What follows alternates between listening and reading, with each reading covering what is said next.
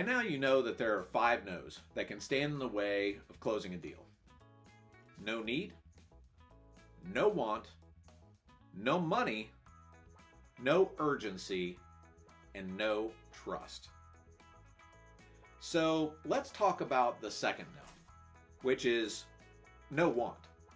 Does your client really want the product, service, or vision that you're offering?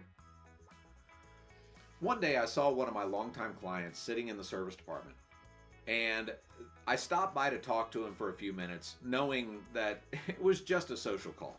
You see, this client had bought 2 cars from me in the past 10 years. He always bought the least equipped, least expensive car, and he kept them for a very long time, and he always paid cash. I appreciated his friendship and loyalty, so I always took time to talk with him when he came in, but I also knew that he was not really in the market to buy anytime soon. As we talked, our conversation turned to how cool the new Lincoln Navigator was. He asked if I would show him one. To be honest, I thought about what my schedule was and thought, well, why not? I really don't have any clients coming in for the next few hours, so I might as well spend a little time with him showing him a Navigator. I walked him up to the showroom and began to show him all the great features of the Navigator. When I got finished, he asked if he could drive one.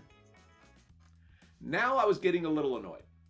Why was he wasting my time? I know he's not buying anything, but I went ahead and pulled the Navigator up and we went for a drive. Upon coming back to the dealership, he asked if he could see some numbers on the truck, including him trading in his car. Now, on top of him only buying once every 5 years, he always sold his car himself. So this was a big deal. Then he asked if I would show him some payment options. I was completely confused, but I did as he asked, and I came back to present the numbers to him. He looked them over and picked the payment that worked best without even batting an eye or asking any questions. He just circled the payment, said, "I'll take that one." Now, if there's one thing that is constant about people, it's that they're inclined to do what they have been doing. People typically live their life and buy things the same way they have always been doing it, unless there's a major event that changes the way that they respond. The curiosity was killing me, so I had to ask, what changed? You always bought our ad-priced car, paid cash, and drove it forever. Why the change? He looked me right in the eye and explained that the reason he had bought his previous vehicles that way was because he had to pay tuition for his kids, and it was a major strain on the family budget. Last month, his last child graduated from college, and now it was time for Dad to get what he wanted. And any monthly payment was going to be less than what he had been paying in tuition. Wow. What an eye-opener. And almost a lost sale due to my apathy. The moral of this story is that people often reject what they need, but they will always buy what they want. So, how do you find out if you're showing the wrong product and avoid a lost sale?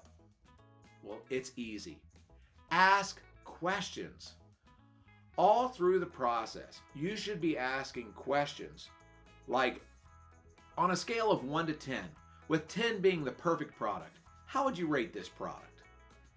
If it's anything less than a 7, you're probably on the wrong product. If there was one thing, just one thing, that you could change about this product, what would it be? Oh, really? Okay. Is there anything else? What do you like most about the product you're using now? Oh, wow. Okay. So what do you like least about that product? Great. What do you think your friends will say about you getting this product? Let me ask you this. If there was one thing, just one thing standing in the way of you moving forward, what would it be? Asking questions that elicit emotion in your client is the key to finding out what they really want, so you can serve them better by providing a product that will bring them long-term happiness.